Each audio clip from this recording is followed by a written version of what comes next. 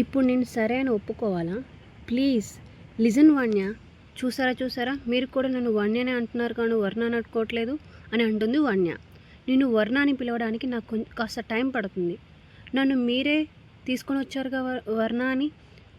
అవును అన్నట్టు అతడు నిలువుగా ఊపడంతో సో మీరే అబద్ధం చెప్తున్నారన్నమాట. నేను పెద్దావిడికి చెప్తాను మీరు నన్ను కావాలని తీసుకొచ్చారని అంటున్న ఆమెను కళ్ళు చిన్నవి చేసి చూస్తాడు వశిష్ఠ. ఎందుకు అలా చూస్తున్నారు? నువ్వు బెదిరిస్తే భయపడేలా కనపడుతున్నానా నీకు? మీరు చెప్పింది అబద్ధం కదా, నేను మీ మామయ్య కూతుర్ని కాదు కదా అని అంటుంది వన్య వేలు చూపిస్తూ. పద డిన్నర్ చేయాలని ఆమె మోచేయి పట్టుకొని తీసుకొని వెళ్తాడు ఆమె క్వశ్చన్కి ఆన్సర్ ఇవ్వకుండా. వదలండి నన్ను, ఎందుకు నన్ను తీసుకొచ్చారు? ప్లీజ్ నన్ను పంపించేయండి అంటుంది వన్య. ఆమెను సోఫా మీద కూర్చోబెట్టిన అతడు ప్లేట్ తన ముందు పెట్టి తినమని అంటాడు. అయ్యో నేను ఇంతలా అరుస్తుంటే మీరు ఎందుకు నన్ను మాట్లాడట్లేదు సార్? బావా, మీరు నాకేం కారు, నేను మిమ్మల్ని బావా అని పిలవను. మర్యాదగా నన్ను పంపించేయండి లేదంటే నేనే పారిపోతాను అని అంటుంది వన్య. దారి తెలుసా నీకు? నవ్వుతాడు ఆమె చెప్పిన దానికి. ఇంత పెద్ద కొంపలో తీసుకొచ్చి పడేస్తే ఎలా తెలుస్తుంది నాకు? మీరు నవ్వకండి, నాకు లేని మండుతుంది అంటుంది తను. బ్యాడ్ వర్డ్స్ మాట్లాడకు తిను అంటాడు అతడు. నేను ఇంతలా అరుస్తుంటే మీరు ఇంత కూల్గా ఎలా ఉండగలుగుతున్నారు? మీ కటౌట్కి సెట్ అవ్వలేదు ఇలా. ప్లీజ్ ఏదో ఒకటి చెప్పండి, యాక్సెప్ట్ చేయవన్యా, ఇదే నీ లైఫ్ అని ముద్దలు కలిపి ఆమె నోటు ముందు పెడతాడు వశిష్ఠ. మరి మా అమ్మ కన్నీళ్లతో అంటుంది తను. మర్చిపో, నీకు కావాల్సిన వాళ్ళందరూ ఇక్కడే ఉన్నారు, తిను. నాకేం వద్దు నాకు మా అమ్మ కావాలి, మా నాన్న కావాలి, మా అక్క కావాలి. మీరు మీ డబ్బులు ఈ క్లాసీ డ్రెస్లు ఏం వద్దు నాకు. ప్లీజ్ పంపించేయండి సార్. సరే తిను. ఏంటి పంపిస్తారా? తినరా నువ్వు. తిను ఏంటి తినేది? ఒక పూట తినకపోతే చచ్చిపోతానా అని అరుస్తుంది అతడి చేతిలో ఉన్న ఫుడ్ని తోసేసి. నేలపాలు అయింది ఫుడ్. క్షణంలో అతడి కళ్ళు ఎర్రగా అయ్యాయి. అతడి చేతుల మీద ఉబ్బుగా కనబడుతున్న నరాలని చూసిన వన్య కొట్టకండి ప్లీజ్, సారీ, కోపంలో ఫుడ్ పడేశాను అని చెప్తుంది తను భయంగా. తిను అంటూ అతడి కళ్ళలో ఎరుపుదనం చూసి భయపడి ప్లేట్ అందుకున్న తను ఏడుస్తూ తింటుంటే ఆమె కన్నీళ్లు తుడవడానికి అతడు చెయ్యి లేపుతాడు. ఎక్కడ కొడతాడనే భయంగా తన చెయ్యిని అడ్డు పెడుతుంది వన్య. ఆమె కళ్ళలోకి చూస్తూ సున్నితంగా తన బుగ్గ మీద కన్నీళ్లను తుడిచిన అతడు తిను భయపడకు అని నెమ్మదిగా చెప్పాడు. కోపం వచ్చిందని కొట్టకండి ప్లీజ్, నాకు భయం అంటుంది తను తింటూనే. సరే కొట్టను.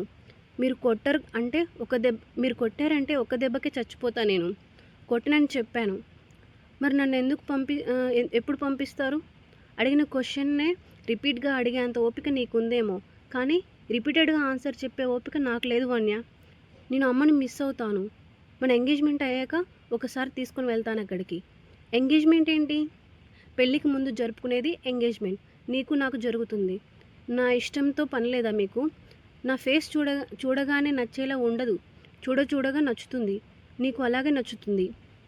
ఫేస్ కాదు, ఈ డబ్బు, ఈ క్లాసీ బట్టలు ఇవన్నీ నాకొద్దు. అసలు ఈ రూమ్ చూడు ఎంత పెద్దగా ఉందో.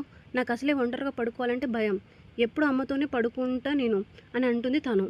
పెళ్ళయ్యాక నీకు తోడుగా నేను పడుకుంటా. అప్పటి వరకు దేవకి ఆంటీ నీకు తోడుగా ఉంటుంది, భయపడకు. పక్కనే నా రూమ్ ఉంది. నీకేమైనా ఇబ్బంది అనితే నన్ను పిలువు. ఇంకా చాలు, ఫుడ్ వేస్ట్ చేయకూడదు వన్య. ఇంత ఎక్కువ కూడా పెట్టకూడదు. నాది తినడం అయ్యింది, మీరు వెళ్ళండి. నీ బ్రెయిన్లో తిరుగుతున్నది ఆపేయి. వన్య, నువ్వు పారిపోవాలంటే చాలా కష్టం. అండ్ మేబీ నువ్వు వెళ్ళినా కూడా నేను తెచ్చుకుంటా. ఎందుకంత పగ నా మీద? నువ్వు నా భార్య వన్య. నాకు ఎప్పుడో పెళ్ళయింది. ఎప్పుడు? కలలోనా? చిన్నప్పుడు. ఆ బొమ్మలాటలు నువ్వు సీరియస్గా తీసుకొని ఇప్పుడు నన్ను తీసుకొచ్చి పెళ్లి చేసుకోవాలనుకుంటున్నారా?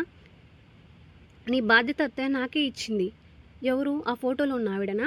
అసలు ఆవిడ నాకు అమ్మనే కాదంటుంటే ఆవిడ చెప్పింది చిన్నప్పుడు పెళ్ళయింది, భార్య అని మాట్లాడుతున్నారు ఏంటండి మీరు? నీకోసం నా అన్వేషణ ఫలితమే ఇప్పుడు నా ఎదురుగా నువ్వు ఉన్నావన్య. ఇంకా నాకు ఓపిక లేదు, ప్లీజ్ వెళ్ళండి. నాకు తలనొప్పిగా ఉందని తల వెనుక చేయి పెట్టుకుంటుంది వన్య. మెడిసిన్స్ వేసుకో అంటూ అతడు పాకెట్లో నుండి తీసిస్తాడు అతడు. వద్దు నాకు. ఈ మెడిసిన్స్ గురించి కావాలంటే గూగుల్లో సెర్చ్ చేయి అని అతడు పాకెట్లో నుండి ఫోన్ కూడా తీసి ముందు పెట్టడంతో టక్కున ఫోన్ అందుకున్న తను ట్యాబ్లెట్స్ నేమ్స్ చూసి సెర్చ్ చేసిన తర్వాత వాటిని వేసుకొని తిరిగి ఫోన్ అతడి చేతిలో పెడుతుంది.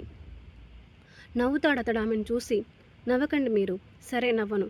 గుడ్ నైట్ వన్య, బాయ్ అని అతడు లెగవడంతో తను కూడా లేచి నిల్చుంటుంది.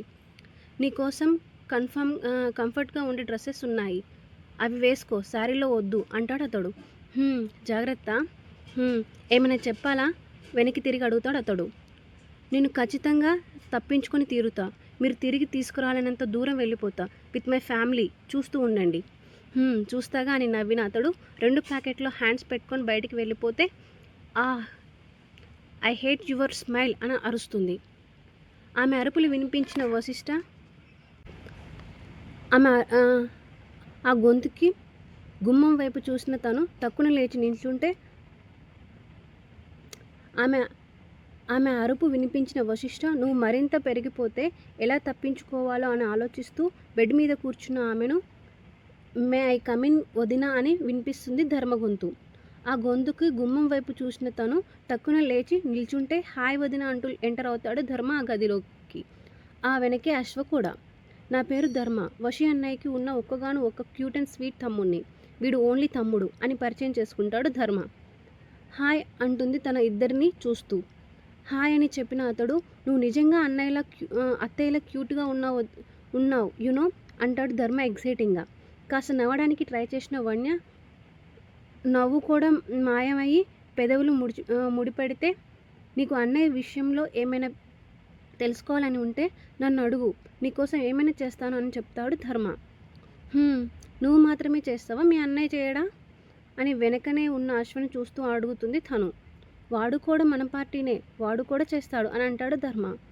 అశ్వ మాత్రం ఏం మాట్లాడకుండా ఆమెనే ఆరాధనగా చూస్తుంటే ధర్మ వన్యతో మాట్లాడుతూ ఉంటాడు.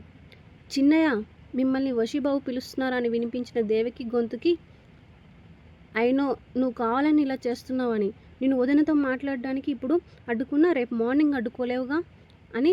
ఓకే వదిన, బాయ్ అంటాడు ధర్మ. బాయ్, నా పేరు ధర్మ గారు. వదిన, అఫ్కోర్స్ మీరు నాకంటే పెద్ద, నన్ను అలా రెస్పెక్ట్తో పిలవాల్సిన అవసరం లేదని చెప్పిన ధర్మ అక్కడి నుండి పోతే అశ్వ మాత్రం అక్కడే ఉండిపోతాడు. వాడు అడిగితేనే హెల్ప్ చేస్తా అన్నాడు, నేను మీకు అడగకపోయినా హెల్ప్ చేస్తాను అన్య. నువ్వు ఊహించనిది నన్ను ఎప్పుడూ గుర్తుపెట్టుకునేది అని అంటాడు అతడు. అయోమయంగా చూస్తుంది వన్య. అశ్వబాబు, వదిన గారిని అలా పేరు పెట్టి పిలవకూడదు. ఈ విషయం వశీబాబుకి తెలిస్తే కోప్పడతానని అంటుంది దేవకి. ఆమె వైపు ఒకసారి చూసిన అతడు వెళ్ళిపోతే విచిత్రంగా ఉన్నారేంటి దేవుడా ఈ ఇంట్లో మనుషులు అని తల పట్టుకుంటుంది వన్య. వీళ్ళని చూస్తే ఇలా అంటే ఇంకా చాలామంది ఉన్నారు అమ్మాయి గారు, వాళ్ళందరినీ చూస్తే ఏమంటారో మీరు అని నవ్వుకుంటుంది దేవకి. మీకు కామెడీగా ఉందా? లేదు, మీ ముఖం కదలికలు భలేగా ఉన్నాయి. పెళ్ళయ్యాక ఇంత క్యూట్గా ఉన్న మీరు వశీబాబు ఎన్ని ముద్దులు పెడతారో నవ్వుకుంటుంది దేవకి. ఆయన నాకు ముద్దులు పెడతాడా అని ముఖం వికారంగా పెట్టుకుంటుంది తను. పెళ్ళానికి ముద్దులు పెట్టకుండా ఎవరైనా ఉంటారా? నేను ఆయన్ని పెళ్లి చేసుకోను. ఎందుకు అమ్మాయి గారు, మీరు ముందు ఎవరినైనా ఇష్టపడ్డారా?